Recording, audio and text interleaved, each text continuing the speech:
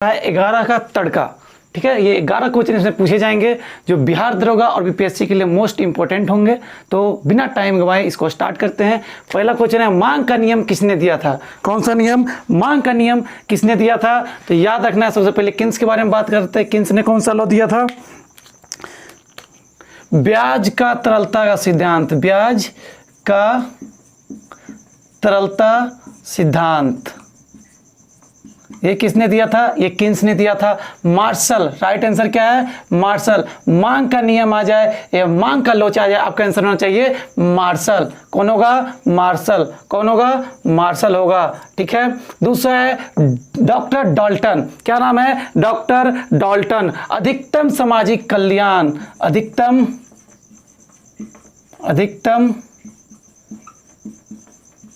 सामाजिक कल्याण ये नियम कौन दिया? अधिकतम सामाजिक कल्याण ये दिया डॉक्टर डाल्टन। डाल्टन ने बताया कि सरकार को इस प्रकार का कर व्यवस्था बनाना चाहिए जिससे अधिकतम सामाजिक कल्याण हो सके। ठीक है, जेवी शाह ने कौन सा नियम दिया था? यह था बाजार का नियम। कौन सा नियम? बाजार का नियम। तो चारों का चारों इंपोर्टेंट है। किन्स ने ब्याज की तरलता का सिद्धांत दिया, मार्शल ने मांग का नियम दिया, डॉक्टर डाल्टन ने अधिकतम सामाजिक कल्याण का सिद्धांत दिया और जेवी शाह ने बाजार का नियम का सिद्धांत दिया। ठीक है, अगला क्वेश्चन है, दीवान ए कोई विभाग की स्थापना किसने की थी? ये आपको मिडिएवल सल्तनत कालीन क्वेश्चन है और इसका आंसर क्या होगा? आप लोग सोचिए, आंसर कीजिए, बाद में आंसर देखिएगा। यहाँ फिरोज शाह तुगलक, इसने क्या किया था? नहरों का जाल बिछाया, नहरों का जाल बिछाया। दूसरा ये क्या किया फिरोज शाह तुगलक? इसका जो दूसरा इंपोर्टेंट कार्य था वो था ब्राह्मणों पर जजिया, ब्राह्मण पर जजिया लगाया। दो इंपोर्टेंट हो गए। इधर अलाउद्दीन खिलजी, इसने क्या किया था? अलाउद्दीन खिलजी ने बाजार नियंत्रक प्रणाली, बाजार नियंत्रक प्रणाली, अस्थाई सेना, अस्थाई सेना, नगद वेतन, नगद वेतन। ठीक है, अलाउद्दीन खिलजी समझ गए। बलबन, रक्त और लोह की नीति, रक्त और लोह की नीति, इनको उलूक खां के नाम से जाना जाता था। रक्त और लोह की नीति, बलबन, अलाउद्दीन खिलजी, बाजार नियंत्रक प्रणाली, अस्थायी सेना, नगद वेतन। दीवान एक कोई विभाग की स्थापना मोहम्मद बिन तुगलक ने की थी। दीवान एक कोई कृषि से संबंधित विभाग था, इसकी स्थापना मोहम्मद बिन तुगलक ने की थी। ये दो इंपोर्टेंट क्वेश्चन आप लोग कर लीजिए। अगला क्वेश्चन सवाल आप लोगों के लिए, निम्न में से कौन पर्वत अरुणाचल प्रदेश में स्थित है? तीनों में से कौन अरुणाचल प्रदेश में है? बताओ। तो पहला है महाबलेश्वर। महाबलेश्वर कहाँ है? महाराष्ट्र में। कहाँ है? महाराष्ट्र में है। ठीक है, महाराष्ट्र में है। ये सह्याद्री पर्वतमाला पर स्थित है। इसी के ऊपर विल्सन पॉइंट है और इससे 5 नदियां निकलती है, कृष्णा, कोयना, बेन्ना, गायत्री, सावित्री। कृष्णा, कोयना, बेन्ना, गायत्री, सावित्री। कृष्णा, कोयना, बेन्ना, गायत्री, सावित्री, 5 नदियां निकलती है। बाबा बुदन की पहाड़ी कहाँ है? कर्नाटक में स्थित है। कहाँ है? कर्नाटक में स्थित है। सेवरा की पहाड़ियाँ कहाँ है? तमिलनाडु में स्थित है। सेवरा की पहाड़ियां कहाँ स्थित है? तमिलनाडु में स्थित है। और Patkai boom is right answer. Patkai boom की पहाड़ियां अरुणाचल प्रदेश में है। इसके अलावा मीरी मिस्मी, मीरी मिस्मी, अबो, मीरी मिस्मी और अबो, ये चारों पर्वतमालाएं, ये चारों कहाँ स्थित है? ये आपको स्थित है अरुणाचल प्रदेश में। आप लोग याद करते जाएं। अगला सवाल है आप लोगों के लिए, भारत का संविधान भारतीयों द्वारा निर्मित होना चाहिए।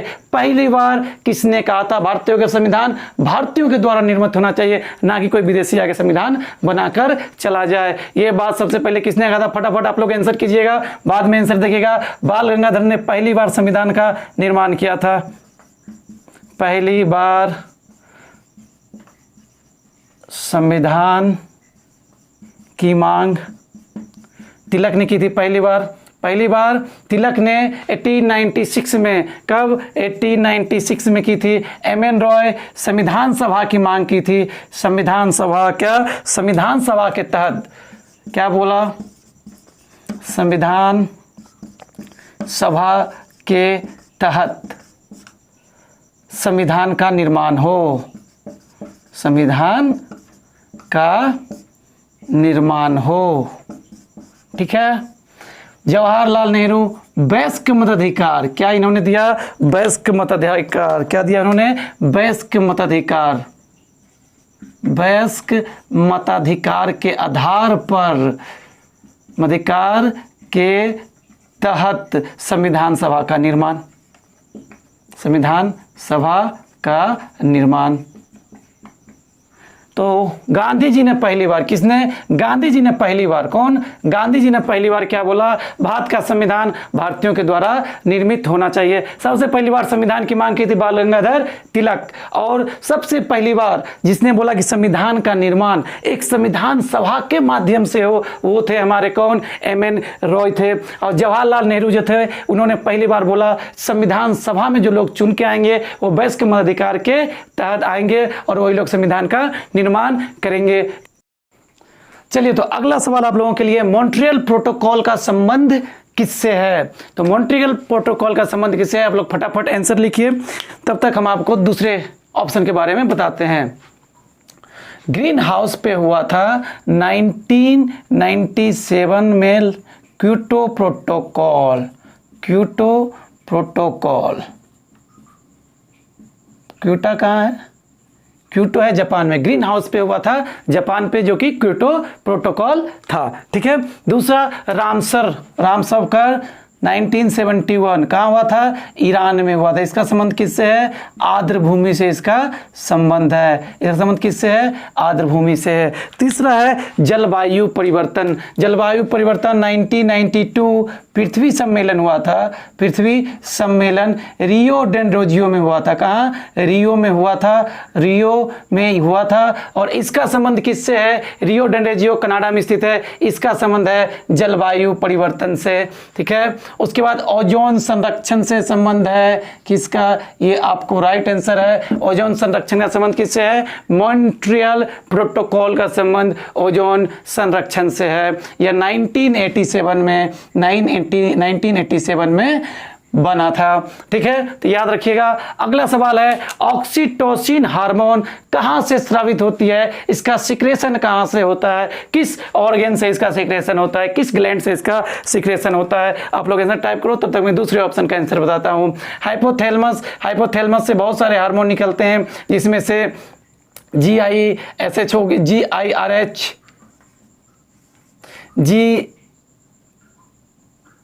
GHRH, GRIH, PIH या PRH। इसको बोलते हैं गोनाड हार्मोन रिलीजिंग हार्मोन। उसके बाद है ये है गोनाल्ड हार्मोन रिलीजिंग हार्मोन, ये है PIH। इसका मतलब है प्रोलैक्टिव, याद रखिएगा, प्रोलैक्टिव इनिबिटर हार्मोन। फिर है PRH, प्रोलैक्टिव रिलीजिंग हार्मोन। तो ये सारे हार्मोन यहाँ से निकलते हैं। इसके अलावा ताप, भूख, प्यास नियंत्रण, प्यार मोहब्बत सबका नियंत्रण हाइपोथैलेमस करता है। पिनियल ग्रंथि से मेलाटोनिन, कौन सा? मेलाटोनिन। मेलाटोनिन निकलता है, नींद का नियंत्रण करता है। किसका? नींद का नियंत्रण करता है। दूसरा है एड्रेनलिन और नॉन एड्रेनलिन। एड्रेनलिन और नॉन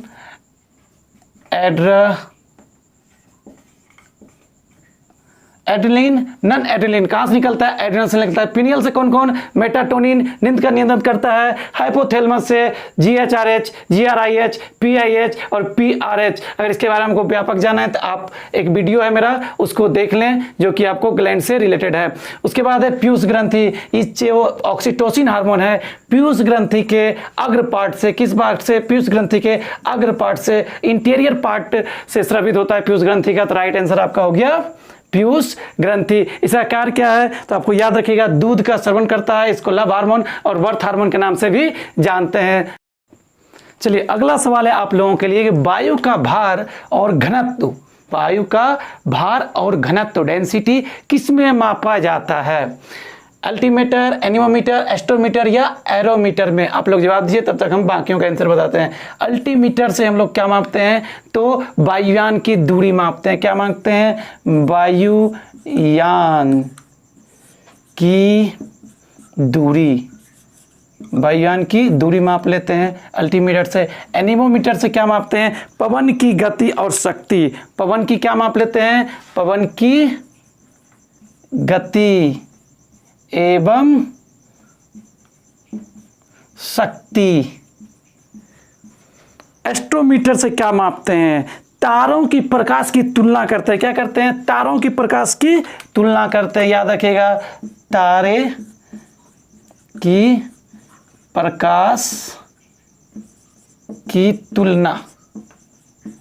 ठीक है, तो अल्टीमीटर से वायुयान की दूरी माप लेते हैं, एनीमोमीटर से पवन की गति और शक्ति माप लेते हैं, एस्ट्रोमीटर से हम लोग मापते हैं तारे की प्रकाश दूसरे तारे से उसकी तुलना करते हैं। और आपका राइट आंसर जो है वो है एरोमीटर। एरोमीटर से हम लोग क्या माप लेते हैं? एरोमीटर से हम लोग वायु का भार और घनत्व माप लेते हैं। चलिए अगला क्वेश्चन जो आप लोगों के लिए है वो है समुद्री जल का पीएच मान क्या होता है? फटाफट बताइए, समुद्री जल का पीएच मान क्या होता है? 6.5 पीएच किसका होता है? ये होता है लार का पीएच मान होता है। हमारे जीभ के ये मुंह के अंदर जो लार होते हैं उसका पीएच मान 6.5 होता है। 6.4 क्या होता है? हमारा रक्त का होता है। रक्त थोड़ा क्षारीय, लार थोड़ा अम्लीय होता है। 8.4 इज राइट आंसर। ये आपका समुद्री जल का पीएच मान है। और 6.4 दूध का पीएच मान है। दूध का पीएच मान है। पीएच मान की खोज सोरेनसन ने की थी। किसने? 1911 ईस्वी में सोरेनसन। किसने की थी? सोरेनसन ने की थी। चलिए तो अगला सवाल आप लोगों के लिए, अकबर ने राजधानी लाहौर कब बनाया? अकबर ने अपनी राजधानी। तो आप लोग आंसर कीजिएगा, बाद में आंसर देखिएगा। तब तक मैं ऑप्शन के बारे में बताता हूं। 1975 अकबर ने इबादत खाना की स्थापना की थी। इबादत खाना। और 1978 में सभी धर्म के लिए खोल दिया। सभी धर्म के लिए। ठीक है, 1979 हो गया है, इसके लिए माफ कीजिएगा।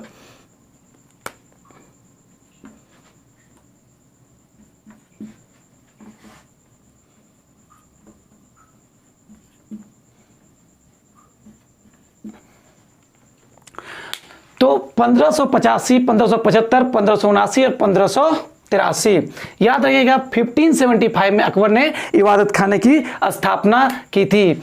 1579 में इसने मजहर की घोषणा की थी। मजहर की घोषणा। 1583 में इलाही सावंत जिसे शाहजहां ने बंद करवाया था। और 1585 में याद रखिएगा डेट, 1585 में अकबर ने राजधानी को आगरा से दिल्ली स्थानांतरित कर दिया था। ठीक है, तो ये दोस्तों ये जो आखिरी क्वेश्चन है 11 नंबर का, ये मैथ का मैंने एक क्वेश्चन लिया है। और वो क्वेश्चन है 132 मीटर था 148 मीटर लंबी दो रेलगाड़ी विपरीत दिशा में, एक दूसरे के विपरीत दिशा में आ रही है, जिसका चाल क्रमशः 30 किलोमीटर प्रति आवर और 42 किलोमीटर प्रति आवर से चल रही है।